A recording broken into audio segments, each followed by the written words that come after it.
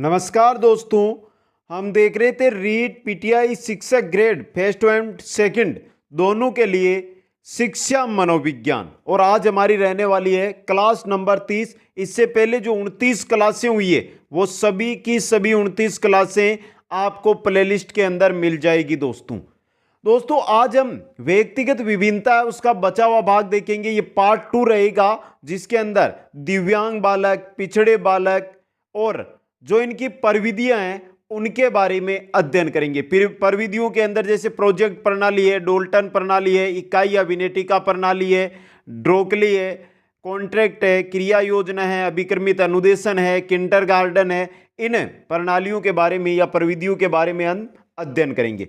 एक बार सभी साथी वीडियो को लाइक, शेयर और जो नए साथी है वो चैनल को सब्सक्राइब जरूर करें। दोस्तों चलते हैं इस क्लास की ओर। और जो साथी सेकंड ग्रेड की तैयारी कर रहे हैं या पीटीआई की तैयारी कर रहे हैं, अगर उनको नोट्स चाहिए तो सेकंड ग्रेड के नाम से आपको ऐप पर स्टोर के अंदर फोल्डर मिल जाएगा। वहां पर जीके पेपर के लिए संपूर्ण नोट्स है और मनोविज्ञान की संपूर्ण क्लासें आपको अलग फोल्डर के अंदर मिल जाएगी दोस्तों, जहां पर वीडियो लेक्चर के साथ आपको है जो नोट्स भी पीडीएफ भी प्राप्त हो जाएगी। तो चलिए दोस्तों आज हम शुरू करते हैं आगे का पार्ट, जिसके अंदर आते हैं हमारे दिव्यांग बालक। दोस्तों देखिए, दिव्यांग बालक 2016 के दिव्यांगजन अधिकार अधिनियम में विकलांग जो बालक है उनके लिए दिव्यांग शब्द का काम में लिया गया है। तो विकलांग नहीं, आज से क्या बोला जाएगा? दिव्यांग। कब से? 2016 से क्या किया गया? विकलांग बालकों के लिए दिव्यांग शब्द का काम जो शब्द है वो प्रयोग किया गया दोस्तों। और देखिए दिव्यांग बालक कौन होते हैं। कुछ बालक ऐसे होते हैं जिनके शरीर का कोई न कोई अंग जन्म से ही दोषपूर्ण होता है या किसी बड़ी बीमारी, चोट, दुर्घटना आदि के कारण शरीर के किसी न किसी अंग में दोष आ जाता है। ऐसे बालकों को विकलांग बालक कहते हैं। किसी चोट, किसी दुर्घटना या जन्म से अगर किसी बालक के शरीर के किसी भी अंग में कुछ कमी है तो वो बालक आएगा विकलांगों की श्रेणी के अंदर। अब देखिए क्रो एंड क्रो ने इसके बारे में क्या कहा विकलांग के बारे में। क्रो एंड क्रो के अनुसार एक व्यक्ति जिसमें कोई इस प्रकार का शारीरिक दोष होता है जो किसी भी रूप में उसे सामान्य क्रियाओं में भाग लेने से रोकता है या उसे सीमित रखता है तो उसे हम क्या कहेंगे? विकलांग बालक कहेंगे। किसी भी प्रकार का शारीरिक दोष एक बालक में जो अन्य सामान्य बालकों जैसी सामान्य क्रियाएं करने में उसको क्या करता है? रोकता है उसको, तो मान लो वो क्या है? एक विकलांग बालक है दोस्तों।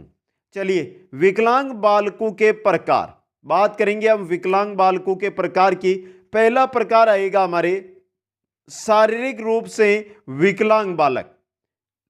वे होते हैं शारीरिक रूप से विकलांग बालक वे होते हैं जिनमें कोई शारीरिक त्रुटि होती है और वह त्रुटि उनके काम काज में किसी ना किसी प्रकार की बाधा डालती है। अगर किसी बालक में शारीरिक त्रुटि है और वो त्रुटि उनके काम काज यानी सामान्य कार्य करने में उनको बाधा डालती है तो वो होंगे शारीरिक रूप से विकलांग। जिसके अंदर देखिए आप ये बालक आते हैं। अपंग बालक जैसे अंधे, लूले, लंगड़े, बहरे, गूंगे आदि अपंग कहलाते हैं। अंधे या अर्धअंधे बालक, बहरे या अर्धबहरे। 2016 के अनुसार बधिरता में श्रवण शक्ति की जो सीमा है वो दोनों कानों में अगर 70 डेसिबल श्रवण शक्ति है, 36 से कम है तो वो आएगी दोस्तों। हकलाने वाले या दोषपूर्ण वाणी वाले, निर्बल बालक, ये सभी किसमें आएंगे? शारीरिक रूप से विकलांग बालकों में। दूसरा प्रकार देखिए, दूसरा प्रकार आ रहा है मानसिक रूप से विकलांग बालक।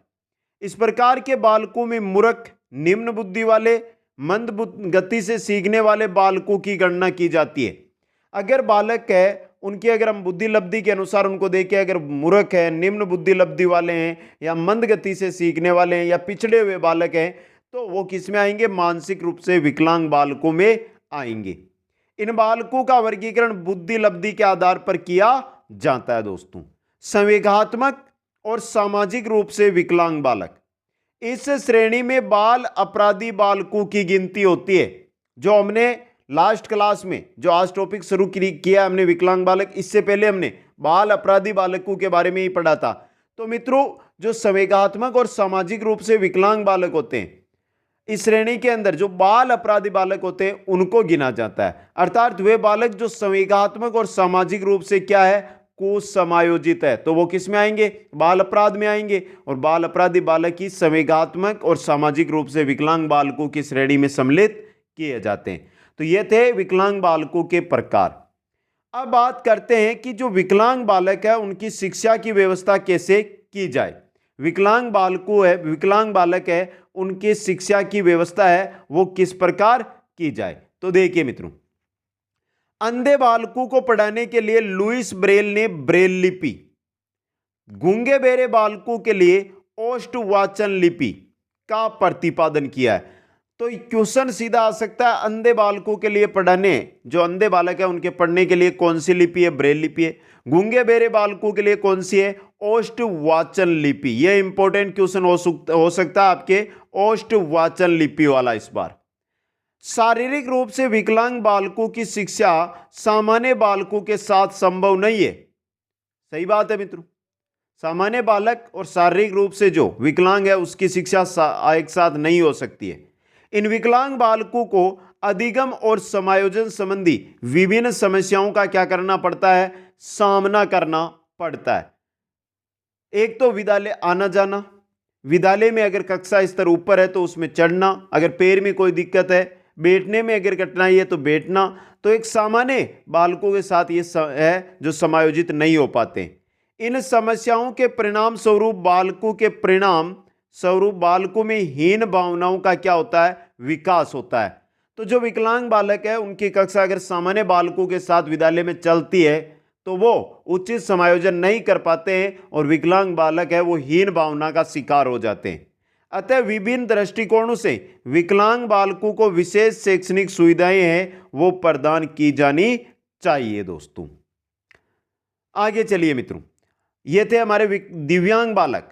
दिव्यांग बालकों के आगे हमारे आएंगे मंद बालक या पिछड़े, मंद गति से सीखने वाले बालक या पिछड़े बालक। तो पिछड़े बालक या मंद गति से सीखने वाले बालक। दोस्तों पिछड़े बालकों से तात्पर्य उन बालकों से हैं जो कक्षा में किसी बात को बार बार समझाने पर भी नहीं समझते हैं। पिछड़े बालक किनको कहेंगे, एक बालक है जिसको आप 10 बार समझा देते फिर भी वो नहीं समझ रहा है, मतलब वो मंद गति से सीख रहा है या पिछड़ा बालक है। या औसत दर्जे के बालकों के समान प्रगति करने में असमर्थ रहते हैं। वह बालक जो एक औसत बुद्धि लब्धि वाला बालक है उसके जैसी गति जो है सीखने में नहीं कर पाते हैं, वो क्या कहलाएंगे, पिछड़े बालक या मंद गति से सीखने वाले बालक। टर्मन ने इन बालकों की जो बुद्धि लब्धि वह 80 से 89 मानी है, 80 से 89, जबकि सिरिल बर्ट विद्वान ने इनकी बुद्धि लब्धि मानी है 75 से 85 के मध्य। दोस्तों पिछड़े बालक में कम शैक्षिक योग्यता के अलावा सामाजिक एवं संवेगात्मक समस्याएं भी हो सकती है। जो पिछड़े बालक होते हैं वो ये नहीं है कि वो सीखने में ही धीरे, उनमें आपको सामाजिक और संवेगात्मक जो समस्याएं हैं वो भी देखने को मिल सकती है। आगे देखिए, मंद बुद्धि बालकों का आईक्यू लेवल 36 से 50 होने पर वे प्रशिक्षण योग्य हैं तथा 50 से 70 शिक्षण योग्य होता है। दोस्तों अगर मंदबुद्धि बालक का आईक्यू लेवल यानी बुद्धि लब्धि 36 से 50 है तो उनको प्रशिक्षण दिया जा सकता है। अगर 50 से 70 है तो वो किसके लिए, शिक्षण के योग्य है। दोस्तों आगे चलिए, अब देखते हैं पिछड़े बालकों का वर्गीकरण। देखिए पिछड़े बालकों में कौन कौन से आते हैं। वातावरण और परिस्थितियों के कारण पिछड़े बालक, वातावरण और परिस्थितियां परिवार की, समाज की, उनकी वजह से जो बालक पिछड़ते हैं वो बालक। मंद बुद्धि वाले पिछड़े बालक, जिनकी बुद्धि मंद है वो बालक पिछड़े बालकों की श्रेणी में आएंगे। शारीरिक दोष के कारण पिछड़े बालक, ऐसा शारीरिक दोष जिसके कारण वो उस गति से नहीं सीख पा रहे हैं जिसे सामान्य बालक सीखते हैं, तो जो शारीरिक दोष है उसके कारण पिछड़ने वाले। शिक्षा के अभाव में पिछड़े बालक, बहुत जगह आज भी आपको भारत में देखने को मिलेगा कि शिक्षा का अभाव है, तो शिक्षा के अभाव में जो बालक पिछड़ते हैं वो, और संवेगात्मक दृष्टि से पिछड़े बालक, ये सभी किस में आएंगे, पिछड़े बालकों के अंतर्गत आएंगे। अब देखिए पिछड़े बालकों की विशेषताएं और सर्वाधिक इंपॉर्टेंट रहती है एग्जाम की दृष्टि से। इन बालकों में दृष्टि, वाणी और श्रवण दोष पाए जाते हैं। पहली विशेषता, इनके अंदर आपको दृष्टि, वाणी या श्रवण का दोष मिल सकता है। इन बालकों में अमूर्त चिंतन की योग्यता व बौद्धिक कौशल सीमित मात्रा में पाया जाता है। अमूर्त चिंतन की जो योग्यता है और बौद्धिक कौशल है वो आपको क्या मिलेगा? सीमित मात्रा के अंदर मिलेगा। इन बालकों की तर्क शक्ति व ध्यान संकेंद्रण की क्षमता भी सीमित पाई जाती है। तर्क शक्ति, या इसको आप सीधा सा समझ लो कि एक टीचर आपको 25 मिनट से रेगुलर पढ़ा रहा है और 26वें मिनट भी आप पहले मिनट जितना ही उसको समझ रहे हैं, उसको देख रहे हैं, उसको समझने का प्रयास कर रहे हैं, तो ये तर्क शक्ति और ध्यान संकेंद्रण होगा आपका। इन बालकों को सामान्यकरण में कठिनाई होती है। सामान्य बालकों के साथ इनको अगर शिक्षा दी जाती है तो इनको क्या है? कठिनाई मिलती है। इन बालकों का सीखने के प्रति नकारात्मक दृष्टिकोण होता है। जो पिछड़े बालक होते हैं, सबसे इंपॉर्टेंट यही रहता है इसमें, जो पिछड़े बालक होता है इनको अधिगम करने या सीखने के प्रति क्या है? हमेशा इनका नकारात्मक दृष्टिकोण बना रहता है कि मैं ये काम नहीं कर पाऊंगा, ये मेरे से नहीं होगा। ये दृष्टिकोण आपको पिछड़े बालकों में देखने को मिलेगा दोस्तों। इन बालकों में नकारात्मकता, अपरिपक्वता, क्षतिपूर्वक गतिविधियां जैसी नकारात्मक समायोजन युक्तियों का प्रयोग पाया जाता है। वही चीज है नकारात्मक दृष्टिकोण वाला कि मैं इसके लिए परिपक्व नहीं हूं, मैं ये नहीं कर पाऊंगा, ऐसी इनकी सोच होती है। इस वजह से ये पिछड़े बन जाते हैं। ऐसे बालक निरंतर ध्यान व अध्यापक की सहमति चाहते हैं। ये बालक है जो निरंतर ध्यान लगवाना और अध्यापक का है उसकी सहमति ये चाहते हैं दोस्तों। आगे देखिए, नेक्स्ट विशेषता देखिए, इन बालकों में उत्तरदायित्व ग्रहण करने क्षमता सीमित होती है। यानी उत्तरदायित्व ग्रहण करने की जो क्षमता है वो पिछड़े बालकों के अंदर सीमित यानी बहुत कम होती है। ये किसी कार्य का उत्तरदायित्व नहीं लेना चाहते। समझे मित्रों? ये बालक दूसरों पर निर्भर रहते हैं। जो भी पिछड़े बालक होते हैं वो अपने माता पिता, भाई या बहन, इनके ऊपर क्या रहते हैं? निर्भर रहते हैं। इन बालकों में जिज्ञासा प्रवृत्ति नहीं होती है। एक प्रतिभाशाली बालक होता है उसमें जिज्ञासा प्रवृत्ति पाई जाती है, जबकि पिछड़े बालकों में जिज्ञासा प्रवृत्ति नहीं होती है। इन बालकों में हीनता की भावना, दुश्चिंता व असफलता का भय है जो हमेशा बना रहता है। जो भी पिछड़ा बालक होगा उसमें हीनता दिखेगी, आप हमेशा चिंता में रहेगा वो, और चिंता भी ऐसी जिसका आप सोच नहीं सकते। और हमेशा उसमें यह रहेगा कि मैं इस बार पास होऊंगा या फेल होऊंगा, यानी असफलता की भावना उसमें बनी रहती है दोस्तों। तो ये पिछड़े बालकों का वर्गीकरण विशेषताएं हमने देख ली। अब आते हैं पिछड़ेपन व धीमी गति से सीखने के कारण। क्या क्या कारण है? पहला कारण, शारीरिक रूप से दुर्बल, वाणी, श्रवण व दोषपूर्ण दृष्टि, शारीरिक बीमारियां, थकान व कुपोषण आदि कारण बालकों को शैक्षिक रूप से पिछड़ा बनाते हैं।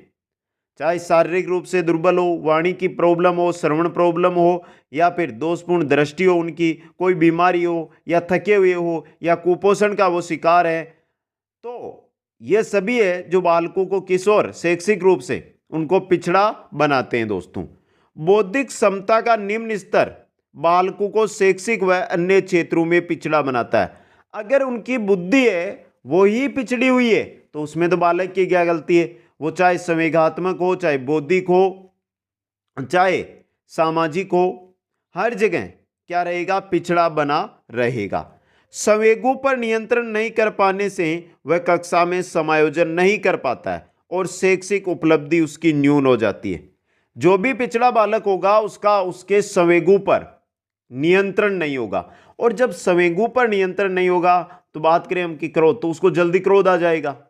समझे आप? क्लास के अंदर तो क्या ऐसी स्थिति में वो क्लास के अंदर समायोजन यानी कक्षा के अंदर बैठ नहीं पाएगा, और अगर कक्षा में समायोजन नहीं कर पाएगा, बैठ नहीं पाएगा, तो आपको भी पता है कि उसकी जो उपलब्धि है, जो उसका सीखने का है, वो अपने आप जीरो पहुंच जाएगा, न्यून हो जाएगा। बड़े परिवारों में उपयुक्त पोषण व व्यक्तिगत ध्यान की कमी के कारण शैक्षिक पिछड़ापन पाया जाता है। अगर सामूहिक परिवार है, संयुक्त परिवार है, वहां पर संयुक्त परिवार में अधिक बच्चे होते हैं तो हर एक बच्चे पर ध्यान नहीं दिया जाता है, उचित पोषण वहां पर नहीं मिल पाता है। इस वजह से, इनकी वजह से भी एक बालक है जो शिक्षा में पिछड़ता जाता है। आगे चलिए, नेक्स्ट पांचवा देखिए, बालकों के सामने माता पिता उच्च लक्ष्यों को स्थापित कर देते हैं, जिससे प्राप्त करने के लिए बालक संघर्षपूर्ण स्थिति में रहता है और शैक्षिक रूप से पिछड़ जाता है। एक बालक है जो थर्ड ग्रेड जो बढ़ती है उस स्तर तक उसका दिमाग चलता है, लेकिन उसको बोला जाता है आप आरएस क्या एग्जाम दीजिए और आरएस बनिए। तो ऐसी स्थिति के अंदर वो संघर्ष करेगा आरएस के लिए और पिछड़ किससे जाएगा, थर्ड ग्रेड से वो पिछड़ जाएगा मित्रों, मतलब शैक्षिक रूप से वो पिछड़ जाता है। बार बार विद्यालय व निवास बदलने से बालकों को नए परिवेश व नए विद्यालयों में अध्यापक व सहपाठियों के साथ समायोजित होना पड़ता है, जो बालकों में शैक्षिक उपलब्धि को क्या करते हैं, प्रभावित करता है। आप खुद देख सकते हैं, अगर आपके गांव में आपके शहर में कोई बालक है आपके जान पहचान का जो समय हर साल स्कूल बदलता है, तो उसकी अंत में जब वो 12वीं कक्षा पूरी करता है तो आपसे ही उसका शैक्षिक जो स्तर है वो कम रहेगा, क्योंकि एक जगह पढ़ना और बार बार चेंज करने में बहुत फर्क होता है दोस्तों। टूटते परिवार और परिवारों में कलहपूर्ण वातावरण बालक को असुरक्षित व भयभीत बनाते हैं। ऐसे परिवारों में बालक अपनी वास्तविक क्षमताओं को पूर्ण नहीं कर पाते हैं और शैक्षिक रूप से पिछड़ जाते हैं। टूटते परिवार, पति पत्नी में झगड़े की वजह से परिवार टूट जाते हैं, परिवारों के अंदर कलह रहती है, झगड़ा रहता है, तो ऐसी स्थिति में बालक शिक्षा पर जोर नहीं दे पाता है, उसका दिमाग सुबह से शाम तक सिर्फ और सिर्फ परिवार में लगा रहता है, जिसकी वजह से दूसरी बात परिवार टूट गया है तो उसकी जो मूलभूत आवश्यकताएं हैं उनकी उसको पूर्ति नहीं हो पाती है। इस वजह से भी वो क्या है, जो शैक्षिक रूप से पिछड़ जाता है दोस्तों। नेक्स्ट है, अड़ोस पड़ोस में रहने वाले परिवारों का रहन सहन, भाषा, व्यवसाय, जीवन के प्रति दृष्टिकोण आदि भी बालक के शैक्षिक विकास को प्रभावित करते हैं। कैसे मित्रों, अगर पड़ोस के अंदर जो रहते हैं वहां पर साथी है जो वो चोरी का काम करते हैं, तो बालक भी उनको देखेगा और वैसा ही करेगा, तो शैक्षिक रूप से अपने आप पिछड़ जाएगा दोस्तों। आगे चलिए, नेक्स्ट है हमारा 9 नंबर पर, विद्यालय का वातावरण भी बालक के शैक्षिक विकास को प्रभावित करता है। एक विद्यालय का वातावरण कैसा है, एक विद्यालय का जो वातावरण होता है वो बालक के शैक्षिक विकास को क्या करता है, प्रभावित करता है। देखिए, यदि शिक्षक से बालक भयभीत है, शिक्षक से एक बालक डरा हुआ है, तो अधिगम की प्रक्रिया बाधित होगी और परिणाम शैक्षिक पिछड़ापन होगा। शिक्षक से अगर बालक डरता है या डर लगता है बालक को, तो अपने आप वो बालक उतना अधिगम उतना नहीं सीख पाएगा जितना सामान्य रूप से दूसरा बालक वहां पर सीख पाएगा, तो अपने आप पिछड़ जाएगा। यदि बालक विद्यालय में शिक्षा लेने में अरुचि रखता है और कक्षा से भाग जाता है, अरुचि तो सीधी सी बात है पिछड़ गया, कक्षा छोड़कर भाग गया तो भी सीधी सी बात है वो कक्षा से हट गया तो उसने सीखा ही नहीं है, तो अपने आप ही पिछड़ गया। तो इसे हम क्या कहेंगे, पलायनशीलता कहेंगे। कक्षा में अरुचि या भागना ही, कक्षा छोड़कर निकलना ही क्या है, पलायनशीलता है। वास्तव में बालक जब कक्षा में पलायन करता है तो वह अध्ययन में अवश्य ही पिछड़ जाएगा दोस्तों। तो मित्रों ये थे हमारे पिछड़े बालकों के, पहले हमने देख लिए प्रकार, फिर देख ली विशेषताएं और फिर देख ली धीमी गति से सीखने के कारण पिछड़े बालकों के। आगे हमारे आते हैं अलाभान्वित बालक। देखिए मित्रों, अलाभान्वित बालकों के बारे में, वे बालक जो सामाजिक रूप से, आर्थिक रूप से या सामाजिक और आर्थिक दृष्टिकोण से या सांस्कृतिक दृष्टिकोण से पिछड़े होते हैं, वह क्या कहलाते हैं, अलाभान्वित कहलाते हैं। जिन बालकों को आवश्यकता है जिस चीज की, वो चीज उसको नहीं मिल रही है उन बालक को, तो वो क्या है, उसके लिए अलाभान्वित हो गया। समझिए मित्रों, समाज में 3 समुदाय है, एक उच्च वर्ग है, एक मध्यम वर्ग है, एक निम्न वर्ग है। समझिए मित्रों, इन बालकों का अध्ययन ब्रनस्टीन, हेविंगस्टर, टोनेनबोम व रोटर ने किया। किनका, अलाभान्वित बच्चों का दोस्तों। भारत के अंदर, भारत में डी सिन्हा, एल.बी. त्रिपाठी, ए.के. सिंह, बी.बी. चटर्जी ने अलाभान्वित बालकों का अध्ययन किया है। अलाभान्वित बालकों को शिक्षित करने से पहले उनके माता पिता को क्या किया जाना चाहिए, शिक्षित किया जाना चाहिए। अगर बालक लाभान्वित है तो एक सामान्य रूप से व्यवहार करेगा। अलाभान्वित है, जिसकी आवश्यकता, अगर पुस्तक की आवश्यकता है उसको नहीं मिल रही है, तो वो कैसे कैसे पढ़ पाएगा? नहीं पढ़ पाएगा। उन्हें जन्म नियंत्रण व शिक्षा के प्रति सजग करने का भी प्रयास किया जाना चाहिए। जन्म नियंत्रण मतलब अनपढ़ माता पिता है तो वो 2 संतान की जगह 4 संतान होगी, 4 संतान होगी तो एक तो 2 को जो चीज मिल सकती थी, क्या अब 4 के अंदर उन 2 को वो चीज मिलेगी? कभी नहीं मिल पाएगी दोस्तों। आगे देखिए, शिक्षा के प्रति जागरूकता में रेडियो चलचित्र का प्रयोग कर उन्हें जागरूक करें, उन माता पिता को। इनके मन की व्याप्तहीन भावना, डर, दोष को बाहर निकालकर इनका उपचारात्मक रूप से समस्या को हल करना चाहिए। जो अलाभान्वित बच्चा है उसका उपचारात्मक शिक्षण किया जाना चाहिए। क्या डर है, क्या दोष उसके मन में छिपा हुआ है, उसको बाहर निकालो और फिर उसको शिक्षा देनी चाहिए दोस्तों। ये थे अलाभान्वित बालक। अब आती है मित्रों हमारे सबसे इंपॉर्टेंट पार्ट इस अध्याय का दोस्तों, व्यक्ति विभिन्नताओं पर आधारित परिविधियां। कौन कौन सी विधियां हैं? पहली विधि आपके सामने कौन सी है? प्रोजेक्ट विधि। देखिए मित्रों, सबसे इंपॉर्टेंट क्वेश्चन बनता है, जो भी विधियां आएगी इनके जन्मदाता कौन है, यह हमेशा पूछा जाता है एग्जाम के अंदर। और कम से कम 12 या 13 विधियां बताऊंगा, जो आपको, यह नहीं है कि शिक्षा मनोविज्ञान, चाहे हिंदी हो, चाहे संस्कृत हो, चाहे गणित हो, चाहे सामाजिक विज्ञान हो, चाहे विज्ञान हो, किसी की भी शिक्षण विधियां हो, वहां पर प्रोजेक्ट विधि है ना मित्रों, तो इसके प्रतिपादक, इसके जन्मदाता कौन रहेंगे? किलपेट्रिक ही रहेंगे। सभी के लिए इंपॉर्टेंट है। इस पद्धति का जन्म अमेरिका में हुआ और इस पद्धति के जन्मदाता कौन थे? किलपेट्रिक थे दोस्तों। किलपेट्रिक के अनुसार प्रोजेक्ट पूरे मन से किया जाने वाला एक उद्देश्यपूर्ण कार्य है। प्रोजेक्ट, अगर एक विद्यार्थी को आपको काम सौंपते हैं कि इतने समय में यह काम करना, तो उसके लिए क्या हो गया? प्रोजेक्ट। तो प्रोजेक्ट पूरे मन से किया जाने वाला क्या है? एक उद्देश्यपूर्ण कार्य है, जो सामाजिक वातावरण में क्या होता है? संपन्न होता है दोस्तों। प्रोजेक्ट प्रणाली में छात्र अपनी रुचि से योजना का चयन करता है। जो काम करना छात्र को, वो खुद की रुचि के अनुसार लेगा। समझे मित्रों? प्रोजेक्ट प्रणाली में जैसे मिट्टी के बर्तन बनाना, गुड़िया का घर बनाना, नाटक खेलना, बागवानी करना या जानवरों को पालना। यह विधि करके सीखो सिद्धांत पर बल देती है। यह इंपॉर्टेंट क्वेश्चन है। निम्न में से कौन सी विधि है जो करके सीखने के सिद्धांत पर बल देती है? तो पहली विधि हो गई आपकी प्रोजेक्ट विधि दोस्तों। आगे देखिए, प्रोजेक्ट विधि में छात्रों को एक एक कार्य सौंप दिया जाता है जिसे वे मिलजुल कर पूरा करते हैं, जैसे सांस्कृतिक कार्यक्रम या पिकनिक की व्यवस्था करना। ऐसे कार्यक्रम, कोई सा भी कार्यक्रम है जो बालकों को दे दिया जाता है। योजना के पदों में परिस्थिति निर्माण। देखिए, योजना यानी प्रोजेक्ट जो प्रणाली है, इसमें जो योजना बनाई जाती है उसके अंदर सबसे पहले आएगा आपका परिस्थिति निर्माण, 2 नंबर पे आएगा चयन, तीसरा आएगा नियोजन, चौथा है पूर्ण करना, पांचवा है मूल्यांकन और छठवां है अंकन दोस्तों। यह आपको याद रखने, यहां से भी क्वेश्चन बन सकता है। तो प्रोजेक्ट विधि, जन्मदाता किलपेट्रिक, पद्धति का जन्म अमेरिका में हुआ। 2 नंबर पे जो हमारी प्रणाली आएगी वो है डोल्टन प्रणाली। इस प्रणाली को मिस हेलेन पार्कहर्ट ने दिया। किसने दिया है? डोल्टन प्रणाली को मिस हेलेन पार्कहर्ट ने।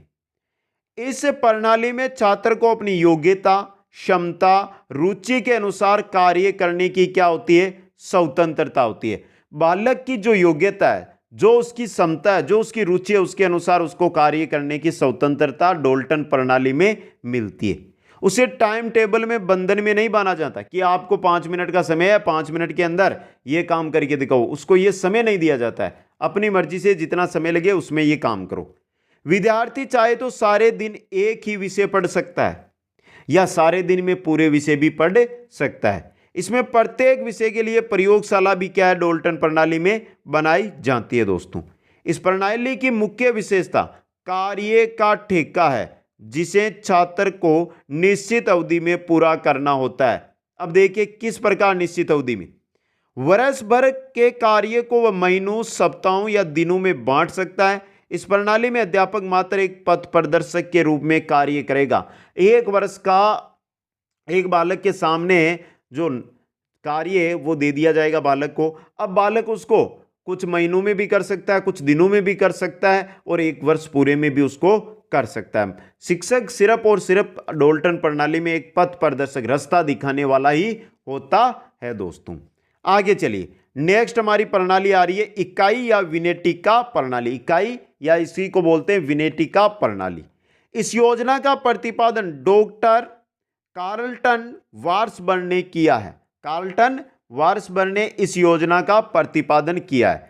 इस योजना में भी बालक है को कार्य करने की क्या दी जाती है, पूर्ण स्वतंत्रता दी जाती है। इसमें पूरे पाठ्यक्रम को छोटी छोटी इकाइयों में बांट दिया जाता है। इकाई या विनेटिका के अंदर इकाई से पता चल जाएगा आपको, जो पार्ट है उसको छोटे छोटे भागों में, इकाइयों में बांट लो। छात्र एक इकाई का सफलतापूर्वक अध्ययन करने के बाद दूसरी इकाई का अध्ययन करता है। अब मित्रों, बालक के सामने है 8 पाठ, तो उसने 8 भाग है, तो 8 भागों को उसने 8 भागों को 16 भागों में बांट लिया। पहले भाग को पढ़ा, वो अच्छी तरह उसको याद हो गया, दूसरा भाग पढ़ा, तीसरा भाग पढ़ा, इस प्रकार दोस्तों। छात्र अपने ज्ञान की परीक्षा स्वयं करता है। स्वयं ही उसने कितना सीखा कितना नहीं सीखा इसकी परीक्षा करता है, और अध्यापक मात्र क्या करेगा, यहां पर भी पथ प्रदर्शक यानी मार्ग प्रदर्शक, डोल्टन प्रणाली में था ना, उसी प्रकार करेगा। इस योजना में बालक अनुत्तीर्ण नहीं होता है तथा प्रत्येक विषय में बालक को अलग से ग्रेड भी दिया जाता है। लेकिन सबसे इंपॉर्टेंट बात, अगर इकाई या विनेटिका प्रणाली से बालकों को आप शिक्षा दे रहे हैं तो बालक का वहां पर ईमानदार होना क्या है, आवश्यक है दोस्तों। आगे चलिए, नेक्स्ट आ रही है डेक्रोली प्रणाली। इस प्रणाली का जन्मदाता है डॉक्टर ओविड डेक्रोली।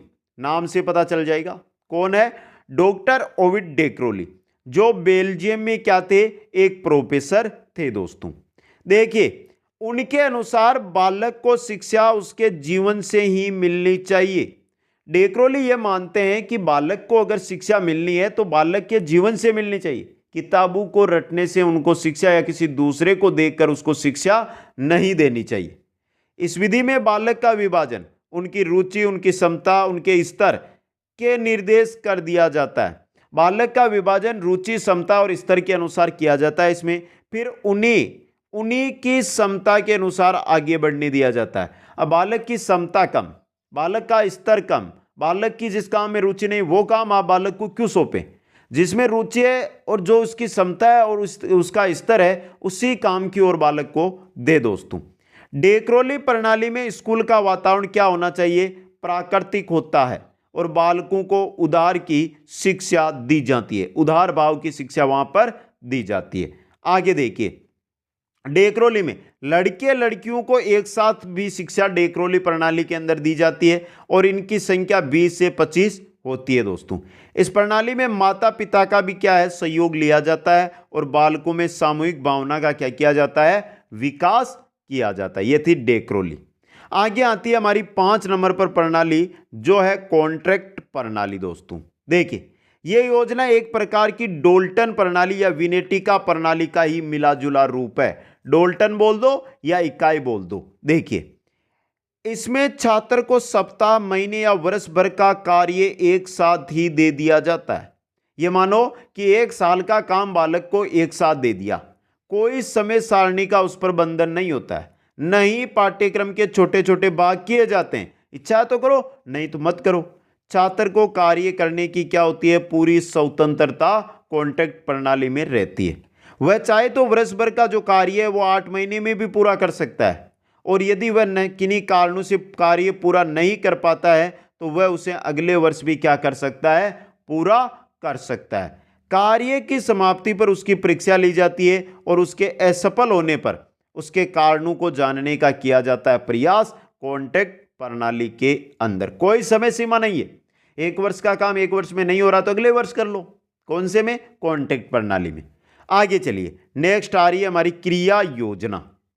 क्रिया योजना वस्तुतः कोई योजना नहीं है बल्कि शिक्षण प्रक्रिया का एक पहलू है। क्रिया योजना कोई योजना नहीं है मित्रों, एक क्या है, शिक्षण प्रक्रिया का एक पहलू है। अध्यापक का यह प्रयास रहता है कि उसके विद्यार्थी कक्षा में पूरे समय क्रिया करते रहे। एक अध्यापक यह चाहता है कि उसकी कक्षा में जो छात्र है वो जब तक वो कक्षा ले तब तक क्या करें, क्रिया करें, कुछ न कुछ करते रहे दोस्तों।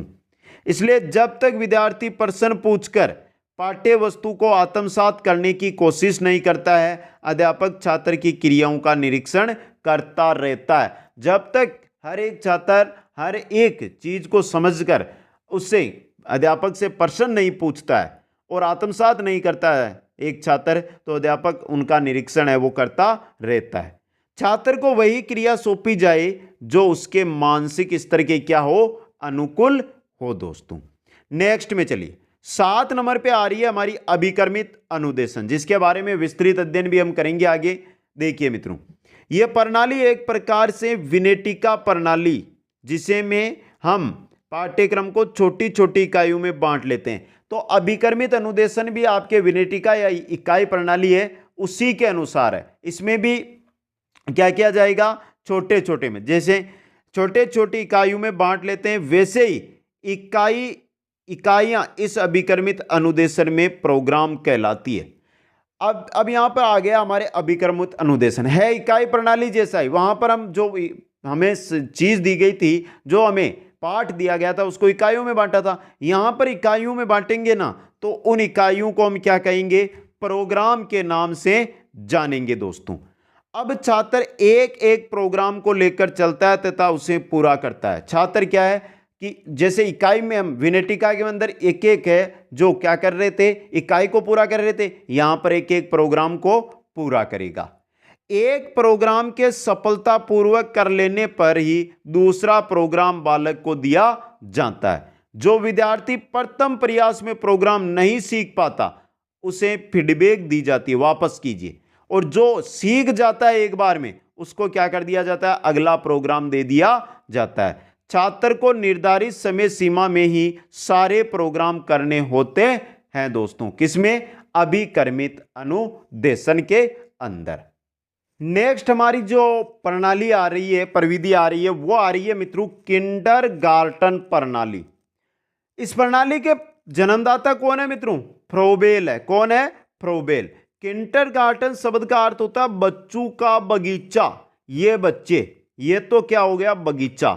और ये शिक्षक, शिक्षक क्या हो गया, माली। माली है जो इन पौधों को क्या दे रहा है, पानी दे रहा है। देखिए, फ्रोबेल शिक्षक को एक माली तथा बच्चे को क्या मानता था, पौधा मानता था। उसका कहना है कि बालक एक अविकसित पौधा होता है जो शिक्षक रूपी माली है उसकी देखरेख में क्या है, पनपता है दोस्तों।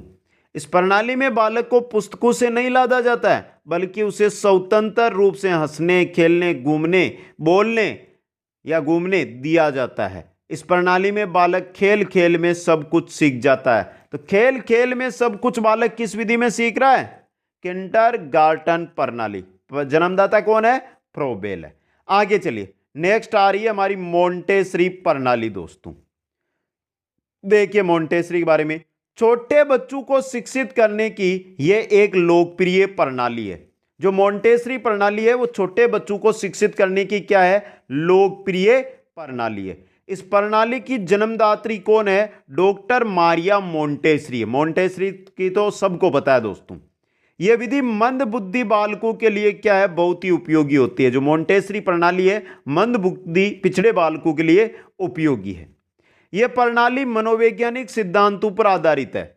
स्वतंत्रता, आत्म अनुशासन, आत्मनिर्भरता, व्यवहारिक शिक्षा, व्यक्तिगत शिक्षा, खेल, कर्मेंद्रियां एवं ज्ञानेंद्रियों की शिक्षा आदि इस प्रणाली के आधार है। एक बालक की स्वतंत्रता, उसका आत्म अनुशासन, उसकी निर्भरता, उसका शिक्षा, उसका व्यक्तिगत शिक्षा, उसका खेल, कर्मेंद्रियां व ज्ञानेंद्रियां, ये क्या है, शिक्षा, ये सभी है जो इस प्रणाली यानी मोंटेसरी प्रणाली के आधार होते हैं। दृष्टि, श्रवण, स्पर्श, स्वाद व घ्राण शक्तियां तथा घरेलू उपकरणों के द्वारा शिक्षा दी जाती है मोंटेसरी प्रणाली के अंदर। आगे चलते हैं, 10 नंबर पर हमारी आ रही है ह्यूरिस्टिक पद्धति। इस पद्धति के जन्मदाता है आर्मस्ट्रॉन्ग। कौन है, आर्मस्ट्रॉन्ग दोस्तों। अर्थ क्या होता है ह्यूरिस्टिक का, मैंने खोज लिया, मैंने खोज लिया दोस्तों। तो देखिए, इस पद्धति में बालक शिक्षक, निरीक्षण, यंत्रों व पुस्तकों की सहायता से स्वयं ज्ञानार्जन करता है। जो बालक है ना, वो शिक्षक, निरीक्षण, यंत्र, पुस्तक, इनके द्वारा खुद ही ज्ञान का अर्जन करता है। किसमें? ह्यूरिस्टिक के अंदर। यह पद्धति विज्ञान के लिए विशेष लाभकर है। क्यों है? क्योंकि इसके अंदर खोज जाता है, हर चीज खोजी जाती है बालक के द्वारा, और विज्ञान में यह चीज खोजी जाती है। यह पद्धति बालक की जिज्ञासा प्रवृत्ति को तीव्र करती है और उसे सदैव सक्रिय बनाए रखती है। कौन सी? ह्यूरिस्टिक पद्धति दोस्तों। अब बचती है दोस्तों हमारी बेसिक शिक्षा प्रणाली। देखिए किसने दी? इस प्रणाली के जन्मदाता है गांधी जी, यानी महात्मा गांधी ने दी थी बेसिक शिक्षा प्रणाली। यह प्रणाली बालक के सर्वांगीण विकास पर बल देती है। कौन सी बेसिक शिक्षा प्रणाली है? जो बालक के सर्वांगीण विकास पर बल देती है। इसमें निःशुल्क शिक्षा की व्यवस्था है तथा यह प्रणाली हस्तकला पर आधारित है। बेसिक शिक्षा प्रणाली है जिसके अंदर निःशुल्क शिक्षा की व्यवस्था है, और यह प्रणाली है जो किस पर आधारित है? हस्तकला पर आधारित है। बेसिक शिक्षा प्रणाली में शिक्षा का माध्यम मातृभाषा होता है। यह इंपॉर्टेंट क्वेश्चन बन सकता है कि बेसिक शिक्षा प्रणाली में महात्मा गांधी ने जो है शिक्षा का माध्यम कौन सी भाषा बताया है? मातृभाषा। तथा बालक में आत्मनिर्भरता एवं आदर्श नागरिक के गुणों का विकास किया जाता है। आत्मनिर्भरता का और आदर्श नागरिक के गुणों का एक बालक के अंदर विकास किया जाता है। छात्र को देश प्रेम तथा सत्य या अहिंसा की शिक्षा भी बेसिक शिक्षा प्रणाली में दी जाती है। यह प्रणाली बाल केंद्रित शिक्षा पर बल देती है दोस्तों। तो दोस्तों ये थी आपकी सभी जो विधियां हैं, प्रविधियां हैं, वो दोस्तों कैसी लगी? जो व्यक्तिगत विभिन्नताएं हैं उस पर आधारित सभी प्रविधियां हमने, जो 11 प्रविधियां थी वो देख ली है, और आपका टॉपिक भी यहां पर खत्म होता है। क्लास आपको कैसी लगी एक बार सभी साथी मेरे को कमेंट करके बता दें। वीडियो को लाइक, शेयर, और जो भी नए साथी है चैनल को जरूर सब्सक्राइब करें। आप सभी को बहुत बहुत धन्यवाद। जय हिंद, जय भारत।